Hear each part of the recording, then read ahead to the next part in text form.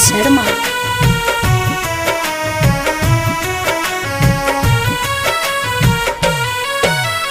जल बिना मछली जैसे जीवन बा बेहाल। जल बिना मछली जैसे जीवन बा बेहाल। घर आजा पूछो जौनी हाल ए पियाऊ देखला भइल कैसा। घर आजा पूछो जौनी हाल ए राजा देखला भइल कैसा।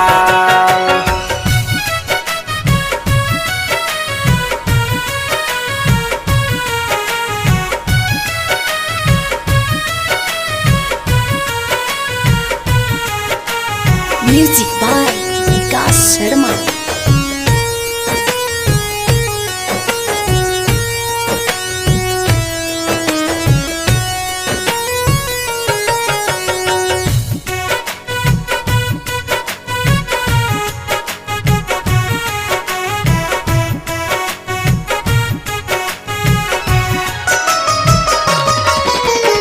आवेला रोवाइए रजबू से सिख दे के दासा।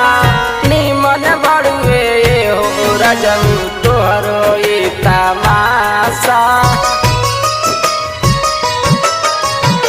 आवेला रोवाइए रजबू से सिख दे के दासा।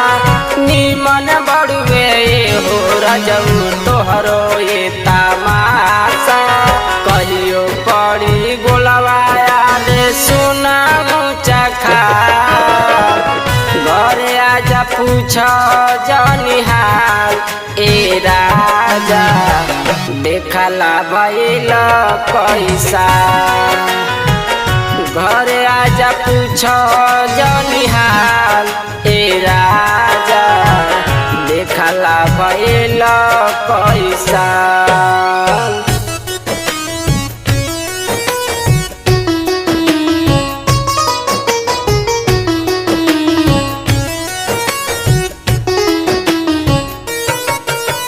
म्यूजिक बाय विकास शर्मा।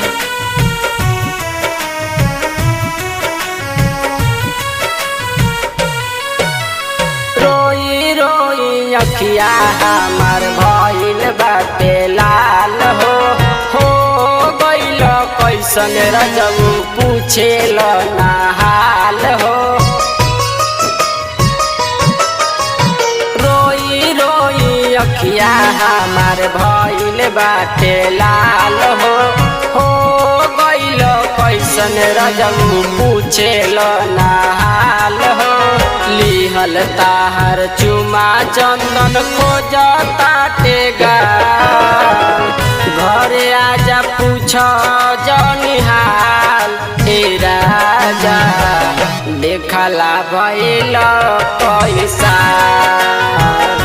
घरे आजा पूछो जौनी हाल करे जा देखला भइल कैसा।